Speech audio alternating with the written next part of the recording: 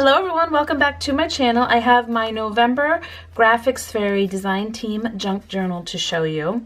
And this is a bird themed journal. I've done a ring bound style, so it's layered and there's textures and textiles and grungy and everything's tea dyed or distress inked. So the rings are 2 inches in diameter and the journal measures about 5 by 7. And I believe there are 54 pages front and back. That does not include the covers, but I will make sure on that and have that all in the Etsy listing. And this will be available for sale as soon as this video is live. So I'll have my Etsy shop link down below, as well as the Graphics Fairy blog link and the premium membership site. All the information of the bundles that I've used will be on the blog post. And if you're unfamiliar with the Graphics Fairy premium membership site, you definitely want to check it out and see the amount of amazing images, as well as crafting tutorials and digital tutorials, Photoshop and PicMonkey. I've created a little charm dangle here. This is removable if you just want to unclip it from the rings. Got a little heart, a nest charm. This little metal charm opens up so you could slip something else in there, small piece of paper, but I put the word soar in there. A feather and a bird, a bird charm. And then the tassel, if you open the ring, if you don't want it on, you can take it off. Crinkly seam binding, sari silk, torn fabric, twine. And the cover is layered with paper. These are actually repurposed vintage hardcover book covers. It's laid with paper and doilies and laces. A little pin here with some sari silk. This is a vintage end paper from a book. Cardboard, here's a little vintage tab file divider, some sewing pattern material, velvet ribbon, and some vintage buttons, and then an image from the Graphics Fairy premium membership site that I thought was perfect for this. I wanted kind of a neutral, just neutral and grungy look to it. On the back here, this is just a Tim Holtz field label, some twine, and some decorative paper.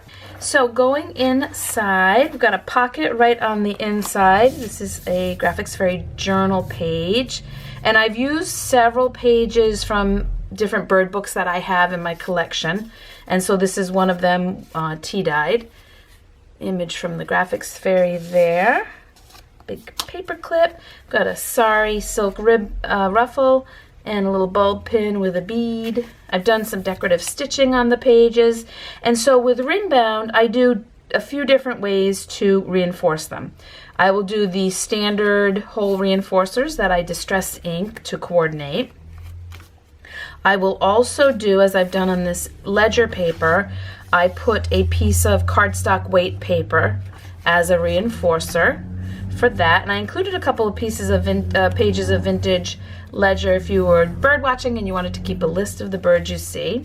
There's several pages from a vintage Audubon book that I had that was my grandmother's. Here we've got some cardstock there to reinforce. And goldfinches, I've included a couple, including this one, were my grandfather's favorite bird, and I see them all the time at my feeder, so it makes me think of him, and I just wanted to include those in this journal. Here's a little piece of a doily that I just slipped onto the rings. Tea-dyed glassine bag with a Feeding the Birds song. And it's got 2 pockets here. So tucked in another one of those little file dividers. This is from, they come from, I have so many of them, I love these things. It comes from a vintage photo negative file system. Here's a little grungy tea-dyed, I guess that's a bridge score sheet, and then an image of hummingbirds from the Graphics Fairy. I had so many hummingbirds at my feeder this year. I just love seeing them. House finch, and this is another vintage bird book page. So you could use it to decorate a page. Here's a little, I used a lot of the egg images, which are my favorites, I think, in this journal. And this one just beautiful. So I just layered it up with a index card and some textiles and tracing paper. So it's a little journaling card there. And then this I cut in half. I did not tea dye this. I bought this way at it was at an antique store that had handmade stuff as well. And so they had already dyed it. So I cut it in half, and on the back of each page I've got some parchment paper, and here is one of the other ways that I reinforce some of the pages. I did it with the glassine as well, just little eyelets. Now, I created what is called a writing board, and this is another one of the egg images from the Graphics Fairy that I love, and this is just a vintage hardcover book cover. Some decorative paper, a label from the Graphics Fairy, and then when I was looking for props to go with my photos for the blog, I found this in a jar on my table. So I thought, well, this little stamp has to go on the writing board because it's an owl, so it's perfect. So the writing board is for journals like this, where some of the pages are thicker and lumpy, and if you wanted to write on one of these pages, you would just slip it in, and so it gives you a hard surface that you can then write on. All of the pages like this, the tea dyed and the parchment, I have folded in half and doubled up, so they do have some stability to them, but again, they are quite a bit thinner than the other pages with fabrics and stuffed with things. Here's a tag. This just turns like that, so you could journal underneath. Rusty paper clip, and a vintage flashcard, and this was thick enough that I just punched the holes. I didn't add any reinforcers, and a vintage tea card with a bird and a little bird paper clip. Another Audubon page, Morning Dove. I see so many of those in my yard. And here is another little hummingbird journaling card. This is one of the, and I've included a few throughout, a vintage glassine sleeve for the photo negatives. It's in the same box that I have with the little dividers. And I put it on the ruby-throated hummingbird book page. Here's another image from the Graphics Fairy with the eggs, and this is just a big pocket there. I didn't put anything in it. But on this is a little envelope I created from the Northern Cardinal page with an image from the Graphics Fairy, a little label from the Graphics Fairy, and a cluster of scraps there. And I just tucked in a little piece of grungy ledger paper. And here on this page this is an envelope and a little piece of lace there, and another of the egg images. It's the same one. This is one of my favorites too. Rusty paper clip, and then inside is just another piece of crinkly tea-dyed journaling paper. So there is lots of journaling space, but also lots of places to tuck more ephemera in. Here's just some parchment paper, and then this little, from a children's music book, The Owl. So we've got an owl image there from the Graphics Fairy. And then there, and instead of creating an actual envelope, I left it open and added some more journaling paper inside. I mentioned this in the blog post, but I haven't seen owls in my yard, but I hear an owl from my bedroom. I don't know how close he is, but I hear him almost every night. Red-winged blackbird I see also in my yard. Here's a little doily I just put on the rings. And sari silk ruffle there. Another piece of vintage ledger. And then there's a few pages from another vintage bird book that I have. And then these images, like the black and white sketches, I think would be fun to color in. This I had left over from a hanging file folder, and I used that on a couple of pages to reinforce it. It's a piece of sari silk that I just created a couple little flip-ups there. Clip down. Another Audubon page with owls. Rusty paper clip, and then this is an envelope, and I just flipped it up, created a pocket. Here's another one of the black and white images on some green parchment. And then inside we've got another, oh, this is another piece of lined paper to journal on. And then this is an index card with a goldfinch tape.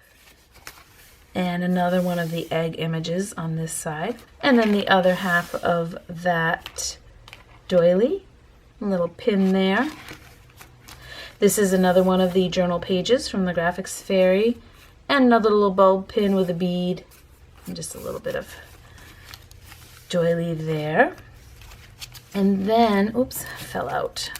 In these, oh, I included another of the vintage glassine there. These are actually real feathers. Here's just a little tea-dyed tag with a piece of lace and another egg image. A little scrap piece of tea-dyed paper. And another little tea card. Here is, oh, I love these birds. Another from the Graphics Fairy, and I just layered it with a piece of a doily. And another one of the tags with some snippets there. And more mourning doves. I think they're one of my favorite because, and these two pages go together from that children's book. But they're one of my favorites because they're so polite. They're very calming to watch. Here's, I just put this in my word processor, took this nest image and put it on some of the grungy lined paper from the Graphics Fairy. Little metal tab there.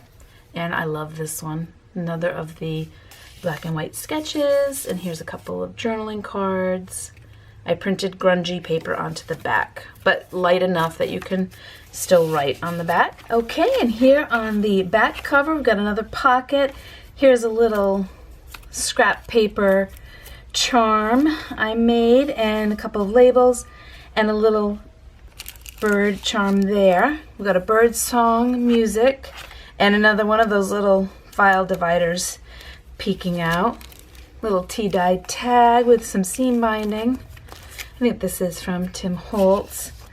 Here's from another bird book with a little piece of a doily there, starling. And then I used one of the glassine envelopes, so Tim Holtz label there. I added a little tab. This robin image is from the Graphics Fairy. So you got some journaling space there. These are brittle. I love using them in my journals. I use them all the time. I always try to just squeeze from the edge just to get it started. And then you can slip something in and out. But that's why I added the little tab, so it'd be easy to get this journaling card in and out. And then just some of the grungy tape for some stability on the edge, the top edge there. And I did want to show you one of the egg images. I enlarged it to just about 8.5 by 11. I didn't do borderless, but I'm going to run out of wall space because I keep printing things out from the Graphics Fairy to frame. And I'm going to do a bunch of the egg images. I'm going to do this one as well, bigger, and I'm going to frame them for my living room. I have some of these kinds of blues already in my living room, so I think these will be so, so pretty. But I wanted to show you that even enlarged, the image is just wonderful. This is on it's a premium copy paper. I don't know the weight, but it's like the nice smooth copy paper. But anyway, that's what I wanted to show you with that. So that is it for the journal. Thank you so much for spending some time with me. I hope everyone is doing well, and I will see you back here again real soon, everybody. Bye.